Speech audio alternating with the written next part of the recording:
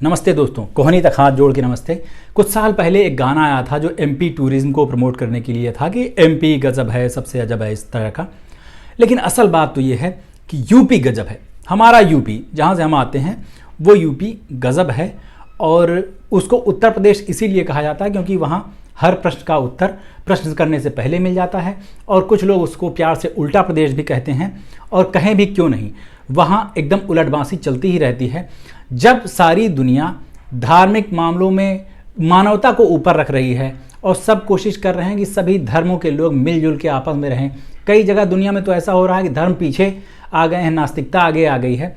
लेकिन अपने उत्तर प्रदेश में उसका उल्टा हो रहा है कि धर्मों के लोग कैसे, उनके बीच में जो भरोसा बनने की कोशिश हो रही थी, उसकी खाई को कैसे ऊंचा किया जा सके, उसके लिए प्रयास करने शुरू कर दिए गए हैं। कांवड़ यात्रा अभी शुरू नहीं हुई है, लेकिन उसके रुझान आने शुरू हो गए हैं।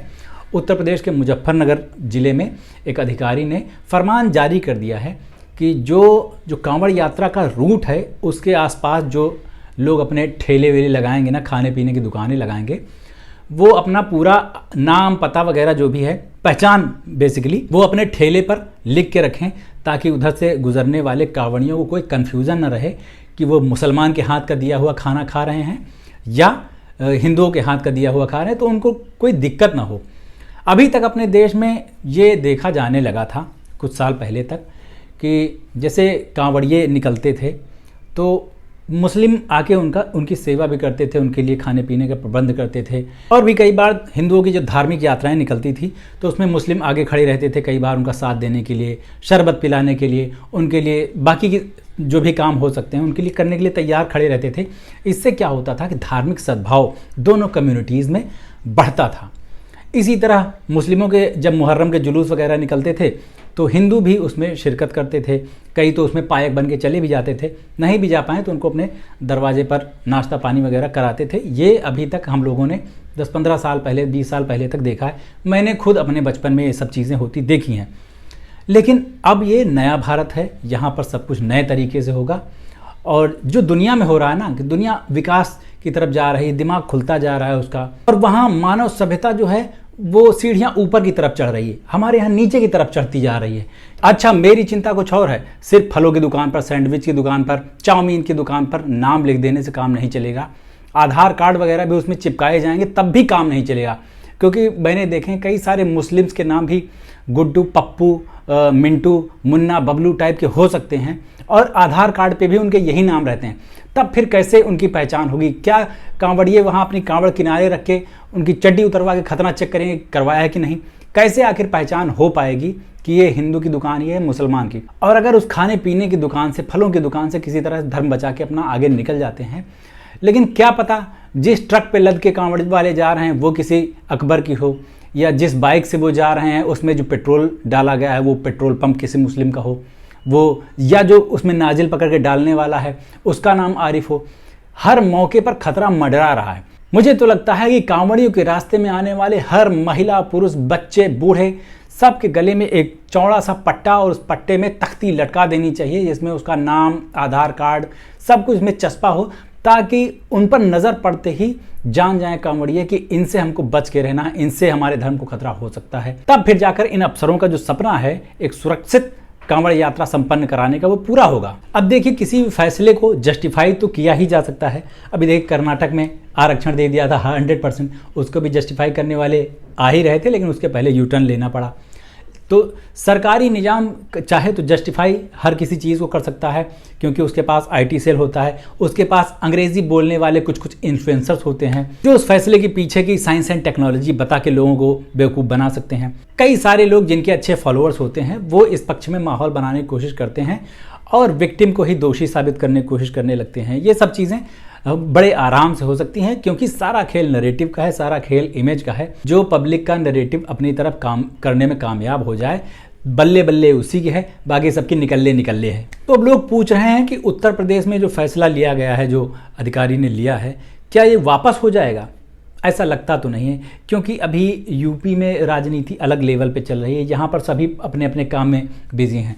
कई लोग ये भी सवाल पूछते हैं कि कांवड़ यात्रा होती क्यों है, इससे आखिर लाभ क्या होता है। इसमें सिर्फ जो देश के बेरोजगार, गाँव में रहने वाले बेरोजगार लड़के हैं, वही बेचारे जो काम नहीं मिलता कहीं तो भगवान की जय जयकार करने के लिए जो झंडा उठा के चल देते हैं, और बाकी नौकरी करने वाला, कोई जॉब करने वाला या जिसकी एक पान की दुकान भी है, गुमटी भी है, वो तो अपनी दुकान बंद करके शटर डाउन करके नहीं जाता है।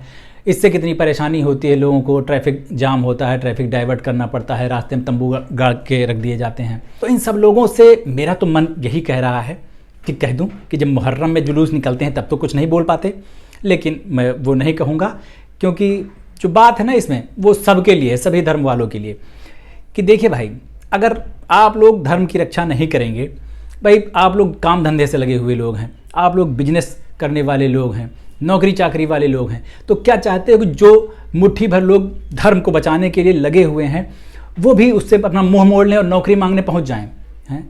चाहे हिंदू हो, चाहे मुस्लिम हो, किसी भी धर्म संप्रदाय का हो। अगर इस तरह के जुलूसों में लोग निकलते हैं तो कम से कम उनको थैंक यू बोलिए कि वो आके रोड पे उतर के रोजगार नहीं मांग रहे हैं। कांवड़ियों के ऊपर फूलों की बरसात कर दी जा रही है, अब क्या चाहते हैं उनको रोजगार भी दिया जाए। इतनी ज़्यादा उम्मीदें मत पालो भाई, सरकार के पास और भी काम होते हैं। अभी हमारे यहाँ यूपी की सरकार अलग ही परेशानी में चल रही है। कहा जा रहा है कि बाबा जी बदल दिए जाएंगे, मुख्यमंत्री पद से उनको हटा दिया जाएगा, उनकी जगह स्टूल वाले बाबा आ जाएंगे। वो भी इस समय दौड़ लगाए हुए हैं नड्डा जी की तरफ। अब इसके बारे में तो कुछ भी कहना, एग्जिट पोल जैसा मामला है ये, एकदम ऐसा है जैसे क्रिकेट का गेम शुरू होने से पहले, टॉस होने से भी पहले आप प्रेडिक्ट करने लगे हैं किसकी हार होने वाली, किसकी जीत होने वाली है।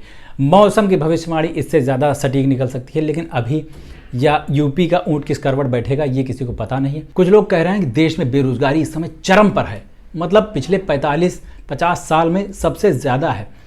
और ऐसी ऐसी जगहों के लिए, सफाई कर्मी के लिए या छोटे छोटे पदों के लिए जिनकी सैलरी बहुत कम है, उसके लिए लाखों लोग आवेदन कर देते हैं। अभी मुंबई में 25-26 हज़ार युवक युवतियाँ आ गए थे एक ऐसी वैकेंसी के लिए जिसमें सिर्फ 20-22 हज़ार रुपये महीना मिलने वाली थी। वैकेंसीज भी बहुत ही थोड़ी सी थी, उसके लिए यहाँ एकदम मेला लग गया, जैसे रोज़गार मेला चल रहा हो। वही उससे भी ज़्यादा बुरा हाल यूपी और बिहार का है, क्योंकि वहीं से लोग उठ के तो मुंबई और बाकी महानगरों में आते हैं। तो इन लोगों को कहीं तो खपाया जाएगा, कहीं तो काम से लगाया जाएगा, तो वो बेचारे धर्म के काम में लगेंगे। उनको ज़्यादा उल्टा सीधा बोलने की ज़रूरत नहीं है, आपको किसी को भी क्रिटिसाइज़ करने की ज़रूरत नहीं, आलोचना करने की ज़रूरत नहीं है। जो कुछ भी हो रहा है सब भगवान की मर्ज़ी से हो रहा है। इस चीज़ को आप जितनी जल्दी एक्सेप्ट कर लेंगे उतना अच्छा रहेगा। लेकिन अभी तो जो ये उल्टे फैसले लिए जा रहे हैं उनके लिए 2 शब्द लिखिए यहाँ नीचे कमेंट बॉक्स में। मेरा वीडियो देखते हुए कैसा लगा ये भी बताइए। अच्छा लगा हो आज का सत्संग तो अच्छा कमेंट कर देना, नहीं तो गरिया मत देना। मर्यादित भाषा में, थोड़ी तो मर्यादा रखिए, मर्यादित भाषा में अपनी आपत्ति दर्ज कराएं। और मेरा YouTube चैनल सब्सक्राइब कर लीजिए। अभी चलते हैं, लौट के मिलते हैं। नमस्ते।